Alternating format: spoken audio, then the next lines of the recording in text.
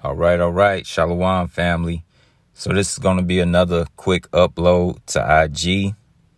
And this particular video is going to be based off of an article that I saw from End Time Headlines. Okay. And the article is titled Vermont Public High School Holds Drag Show During Halftime at Football Game as Faculty Joins in.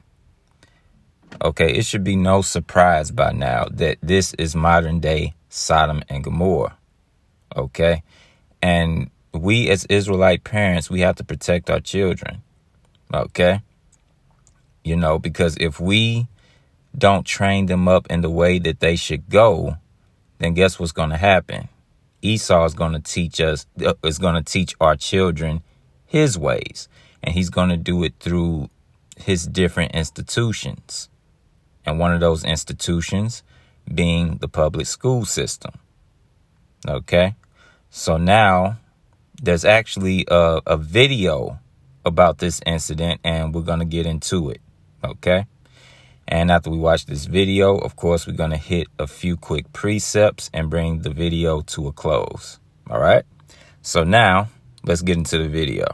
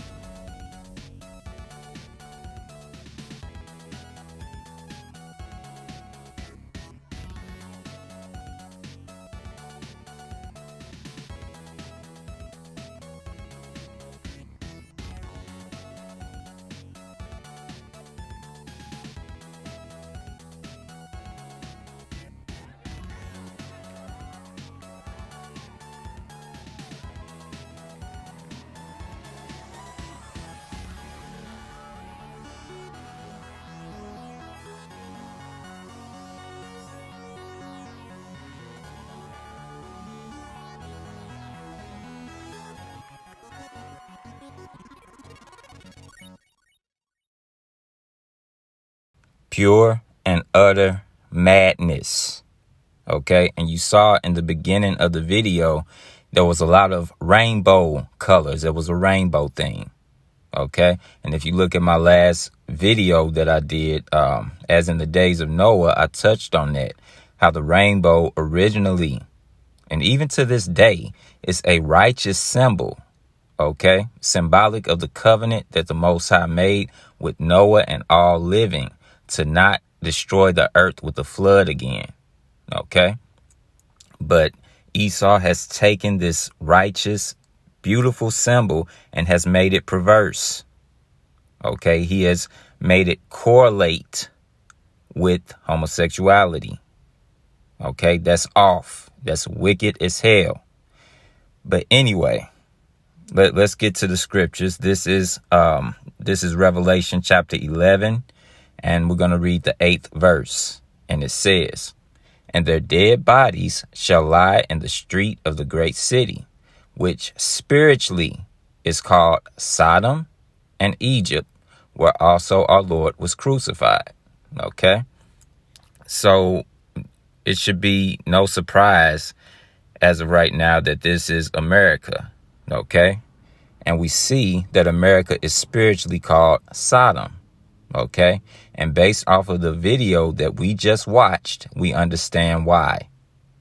Okay? And let's not forget, this is going on in a public school, and faculty joined in. All right? There's an attack on the heterosexuals. Okay? They want to turn everybody into sodomites. Okay? But you cannot let that happen. Okay? We have to stay on top of our children and keep them in the ways of the Most High. Okay? Moving forward, this is Deuteronomy chapter 22 and verse 5. And it reads, "The woman shall not wear that which pertaineth unto a man, neither shall a man put on a woman's garment, for all that do so are abomination unto Yahweh thy God." Okay? And that's all we actually saw in this video, right? Women wearing that which pertaineth unto a man, and men putting on women's garments. Okay? That's off. That's an abomination according to Torah. Okay? That's a sin. And none of you Israelites, you Israelite men, women, and children, none of you should be partaking in anything of the such. Okay? Let's continue. Let's deal with the words of Yahweh Shai, because a lot of people, especially in Christianity, they don't think Yahweh Shai ever talked about or spoke against homosexuality. And that's not true. Okay, so let's get that. Let's see what Yahweh Shai said about homosexuality. Okay, this is the book of Matthew, chapter 11 and verse 8. And it reads, "But what went ye out for to see? A man clothed in soft raiment? Behold, they that wear soft clothing are in kings' houses." Okay, so what we're going to deal with that word soft in this particular verse. And we're going to look at that word soft in the Greek. Okay, because Yahweh Shai, he's making a statement. Okay, what you're going to find out is this word soft in the Greek is really dealing with what's known as a catamite. Okay, a catamite is pretty much a male prostitute, and a lot of times a young boy who is prostituted out to men and that has a high position in society. Okay, that's why he mentioned kings in this particular verse. Okay, so now let's go into the Strongs. Okay, and let's get the Greek definition of the word soft. Okay. Okay, so now we're going into the Strong's Concordance. And this is the Greek word for the word soft that we read in that verse, Matthew 11 and verse 8. And it's Strong's G3120, malakos. Okay, malakos. All right, so now let's get the Strong's definition.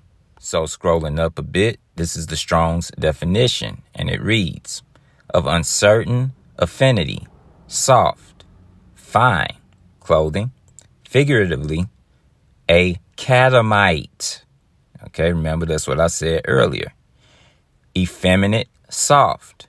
Okay, and we're going to find out what a catamite is. Okay, when we look at the Strong's, the usage, the biblical usage. Okay, so let's scroll down a bit and get that. So scrolling down a bit, this is the outline of biblical usage. And it reads, soft, soft to the touch. Metaphorically, in a bad sense. Now watch this. Effeminate, of a catamite. Now we're about to get into it. Watch this. Of a boy kept for homosexual relations with a man. This is a catamite. It is a male prostitute. Well, actually, let's continue on. It says, of a male who submits his body to unnatural lewdness. Then the last definition says what? Of a male prostitute. Okay, all of those things, that's what a catamite is. And this is what Yahushua was talking about when he mentioned that in Matthew chapter 11 and the 8th verse. Okay, that word there for soft is really a catamite. Okay, when you read about the people that will not inherit the kingdom of heaven, when you read in the New Testament, remember it says nor effeminate. Okay, and I believe it's that very same word, malakos, in the Greek, which means a catamite.